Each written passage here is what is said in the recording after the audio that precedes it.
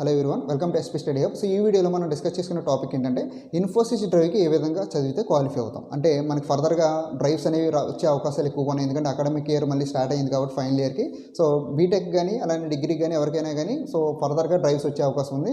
So నేను చెప్పే ఈ వీడియో ఒక ఇన్ఫోసిస్కే కాదు, కాగ్నిజెంట్కి అలానే విప్రోకి, టెక్ మహేంద్ర, సో టీసీఎస్ వీటన్నిటికి కూడా యూజ్ అవుతుంది. కాబట్టి ఏ డ్రైవ్ వచ్చినా కానీ ఇలాంటి టాపిక్సే ప్రిపేర్ అయితే మనకి ఈజీగా ఉంటుంది. సో లేటెస్ట్గా ఇన్ఫోసిస్ అయితే ఈ విధంగా ఎగ్జామినేషన్ ప్యాటర్న్ మనకి సెండ్ చేసింది కదా. సో అయితే వీటిలో మనకి 4 సెషన్స్ ఉంటాయి. దీంట్లో ప్రతి ఎగ్జామ్లోనూ కంప్లీట్గా ఉండే టాపిక్స్ ఏంటంటే అర్థమెటిక్, రీజనింగ్, ఇంగ్లీషు. సో ఇవే రిటన్ టెస్ట్గా ఉంటాయి. ఎవరైతే క్లియర్గా ప్రిపేర్ అవుతారో వాళ్ళు ఖచ్చితంగా క్వాలిఫై అవుతారు. అయితే మనకి ఇచ్చిన ఇప్పుడు ఇన్ఫోసిస్ ఇచ్చిన డ్రైవ్ ప్రకారం మనకు 4 సెషన్స్ ఇచ్చారు కదా. 4 సెషన్స్లో reasoning ability first session, next technical ability అన్నారు. టెక్నికల్ ఎబిలిటీ కాదు, దాంట్లో మ్యాథమెటికల్ అలానే లాజికల్ రీజనింగ్ ఉంటుంది. అలానే నెక్స్ట్ థర్డ్ సెషన్లో వెర్బల్ ఎబిలిటీ ఉంటుంది. అలానే ఫోర్త్ సెషన్లో సో ఒక పజిల్ అయితే ఇస్తారు. అయితే ఫస్ట్ సెషన్లో మనకి ఎన్ని క్వశ్చన్స్ ఉన్నాయి? ఫస్ట్ సెషన్లో 15 క్వశ్చన్స్ ఉన్నాయి, ఓకేనా. సో అలానే సెకండ్ సెషన్లో ఎన్ని క్వశ్చన్స్ ఉన్నాయి? 10 క్వశ్చన్స్ ఉన్నాయి. అలానే థర్డ్ సెషన్లో మనకి ఎన్ని క్వశ్చన్స్ ఉన్నాయి? సో 20 క్వశ్చన్స్ అయితే ఉన్నాయి, ఓకేనా. సో వీటన్నిటికీ మొత్తం ఎన్ని క్వశ్చన్స్ వచ్చాయి? ఇక్కడ 45 క్వశ్చన్స్ వచ్చాయి. ఈ 45 క్వశ్చన్స్కి 45 మార్క్స్ అనమాట, ఓకేనా. అయితే నెక్స్ట్ ఫోర్త్ సెషన్లో మాత్రం 4 క్వశ్చన్సే ఉంటాయి. ఈ 4 క్వశ్చన్స్కి ఎన్ని మార్క్స్ అంటే 10 మార్క్స్, ఓకేనా. అంటే దీనికి ఎన్ని మార్క్స్? 20 మార్క్స్.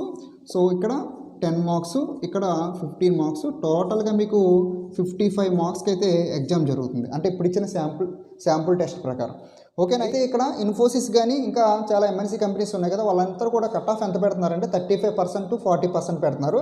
అంటే మనకి ఈ 55 మార్క్స్కి 20 మార్క్స్ వచ్చేలా మనం ప్రిపేర్ అయితే లేదా ఎగ్జామ్ రాస్తే రిటన్ టెస్ట్ అనేది క్వాలిఫై అయినట్టే. అయితే ఏంటంటే టోటల్గా 20 మార్క్స్ వస్తాయి. ఇన్ కేసు సెషన్ వైజ్ పెట్టారనుకోండి, సెషన్ వైజ్ అంటే మీనింగ్ ఏంటి?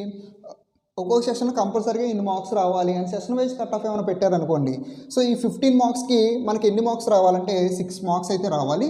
నెక్స్ట్ ఈ 10 మార్క్స్కి 4 మార్క్స్ రావాలి. సో అలానే ఈ సెషన్ 3లో 20 మార్క్స్ ఉన్నాయి కదా, 20 మార్క్స్కి ఎన్ని మార్క్స్ రావాలంటే సో 8 మార్క్స్ రావాలి. అలానే సెషన్ 4లో 4 మార్క్స్ రావాలి.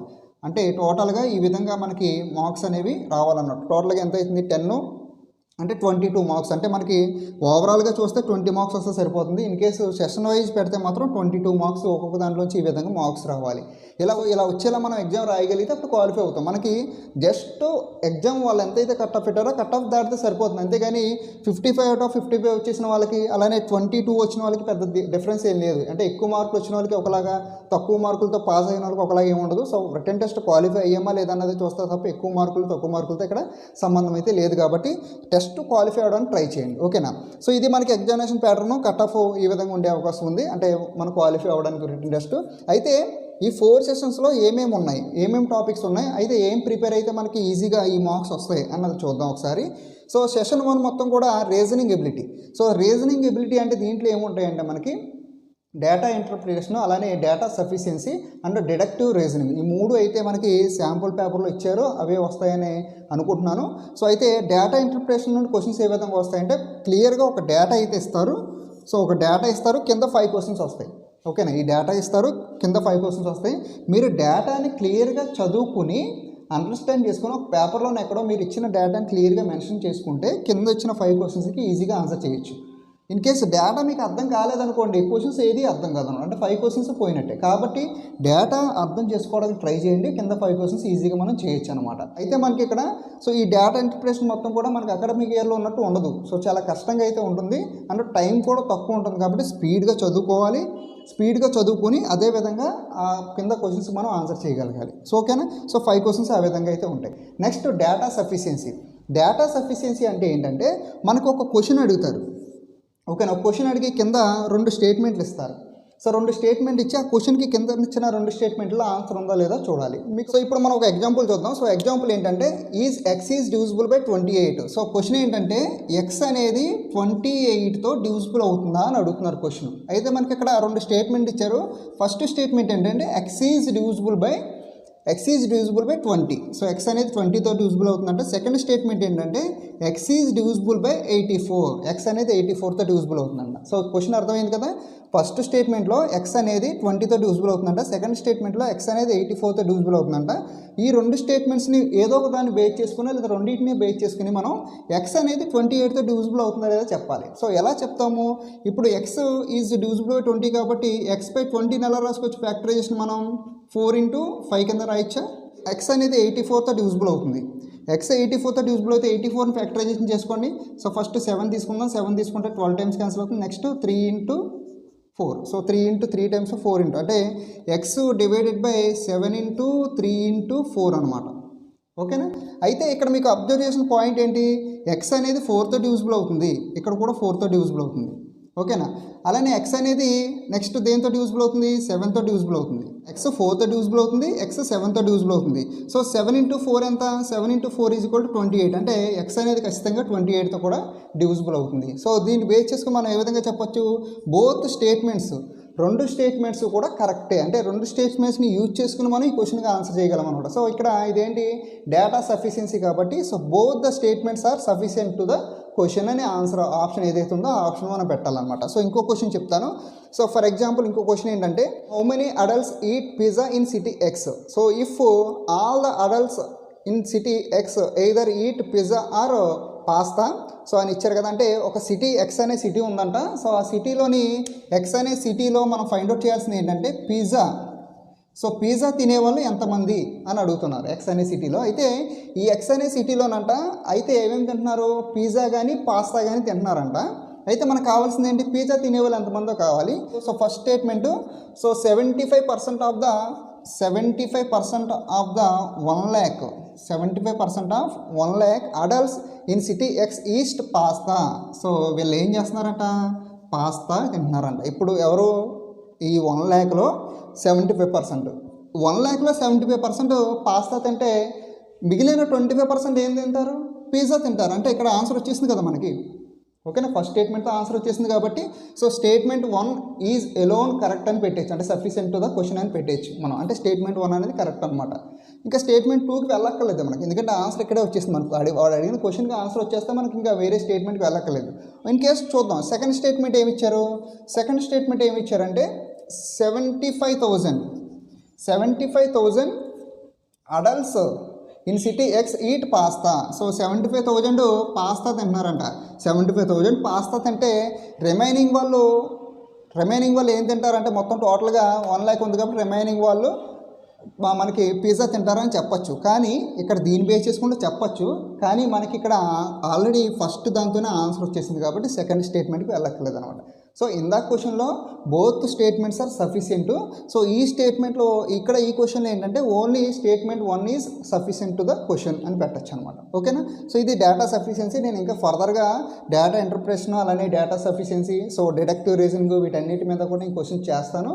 సో ఫర్దర్గా వాచ్ చేస్తూ ఉండండి. సో నేను ఇప్పుడు షార్ట్గా ఈ విధంగా వస్తాయని మాత్రమే చెప్తున్నాను. ఓకేనా.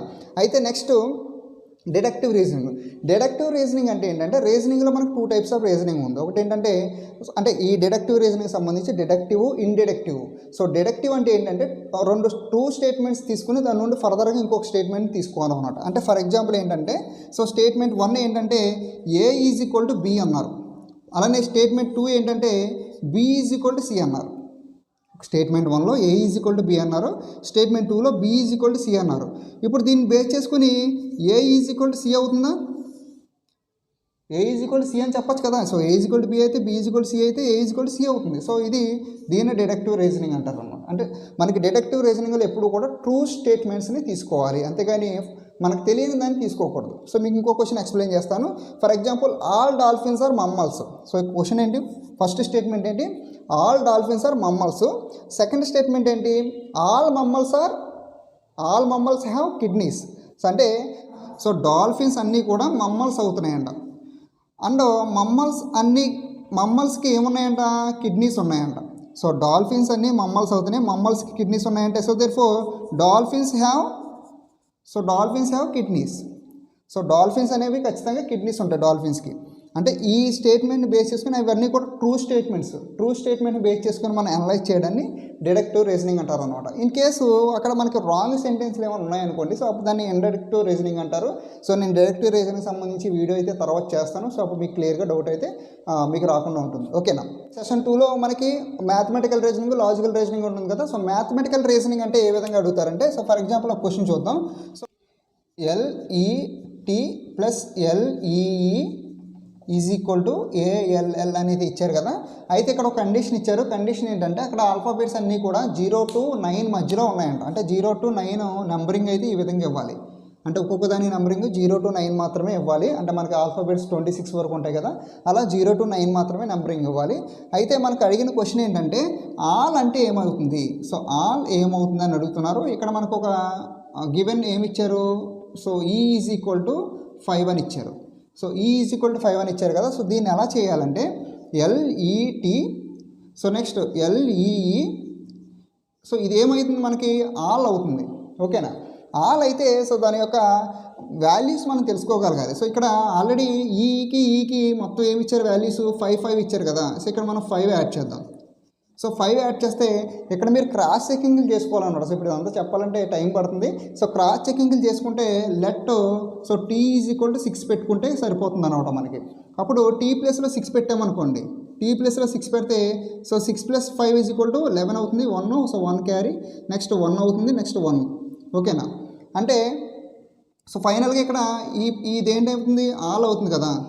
సో ఆల్ అంటే ఇక్కడ 1 వచ్చింది, ఇక్కడ 1 వచ్చింది, అంటే L ప్లేస్లో ఏమొస్తుంది 1 వస్తుంది. అంటే ఇక్కడ కూడా L ప్లేస్లో ఏమవుతుంది 1 అవుతుంది. కాబట్టి సో దేర్ ఫోర్ ఏమవుతుంది 1 + 1 + 1 అనేది 3 అవుతుంది. అంటే దేర్ ఫోర్ ఆల్ అనేది ఏమవుతుంది 3, 1, 1. So that is equal to 3 + 1 + 1, so that is equal to 5. 5 అంటే ఏమవుతుంది ఈనే అవుతుంది. అంటే ఆల్ ఏమవుతుంది సో ఈ అవుతుంది అనమాట. సో ఈ విధంగా చేయాలి. ఫర్దర్గా మనం ప్రాక్టీస్ చేయొచ్చు ఇంకా ఫ్యూ క్వశ్చన్స్. నేను ఇప్పుడు జస్ట్ ఈ విధంగా క్వశ్చన్స్ అడుగుతారని మాత్రమే చెప్తున్నాను అనమాట.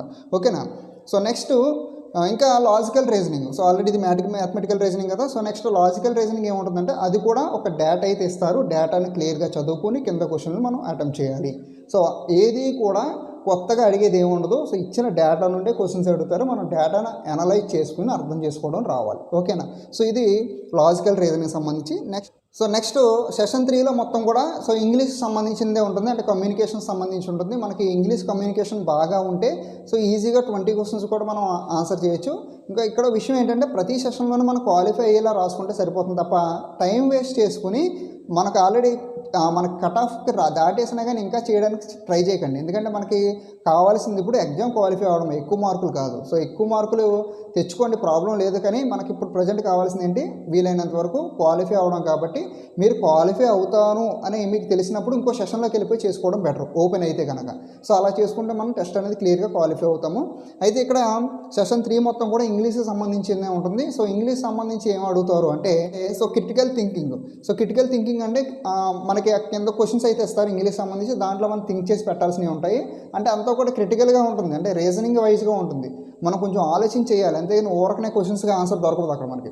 సో చాలా ట్రై చేస్తాను కానీ అక్కడ ఆన్సర్ అనేది రాదు. ఓకే. నెక్స్ట్ ఏంటంటే ఇంగ్లీష్ కరెక్టివ్ యూసేజ్. అక్కడ ఇచ్చిన సెంటెన్స్లు కానీ ప్యాసేజ్లు కానీ కరెక్ట్గా యూజ్ చేయడం ఎలా అంటే 1 by 1. సో ఏ ముందర యూజ్ చేయాలా, బి ముందర యూజ్ చేయాలా అనేది మనకి అక్కడ ABC కింద ఇస్తారు కదా. సో దాన్ని బేస్ చేసుకుని ఉంటుంది. సో నెక్స్ట్ ఏంటంటే English error correction. English error correction అంటే ఏంటంటే సో ఫర్ ఎగ్జాంపుల్ ఒక చోట డూ ఉందనుకోండి.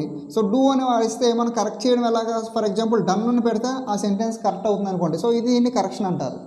ఓకేనా. సో నెక్స్ట్ తర్వాత వన్ ఏంటి, ఇంగ్లీష్ ఎర్రర్ ఐడెంటిఫికేషన్. సో ఇదేంటంటే క్వశ్చన్లో ఎర్రర్ ఇచ్చేస్తారు. సో అంటే ఇచ్చిన ప్యాసేజ్లో ఎర్రర్ ఇచ్చేస్తారు, అక్కడ ఎర్రర్ ఎక్కడ ఉందన్నది మనం ఫైండ్ అవుట్ చేయాలి. సో నెక్స్ట్ వన్ ఏంటి, రీడింగ్ కాంప్రహెన్షన్. అంటే ఒక ప్యాసేజ్ ఇస్తారు, ప్యాసేజ్ సంబంధించి క్వశ్చన్స్ వస్తాయి. సో అన్నీ కూడా ఈజీగానే ఉంటాయి. కాకపోతే ఏంటంటే మనకు కొంచెం కమాండ్ ఉండాలి, ఇంగ్లీష్ కమాండ్ ఉండి స్పీడ్గా చేయగలుగుతారు. ప్రాక్టీస్ ఎక్కువగా చేస్తుంటే మీరు స్పీడ్గా చేయగలుగుతారు.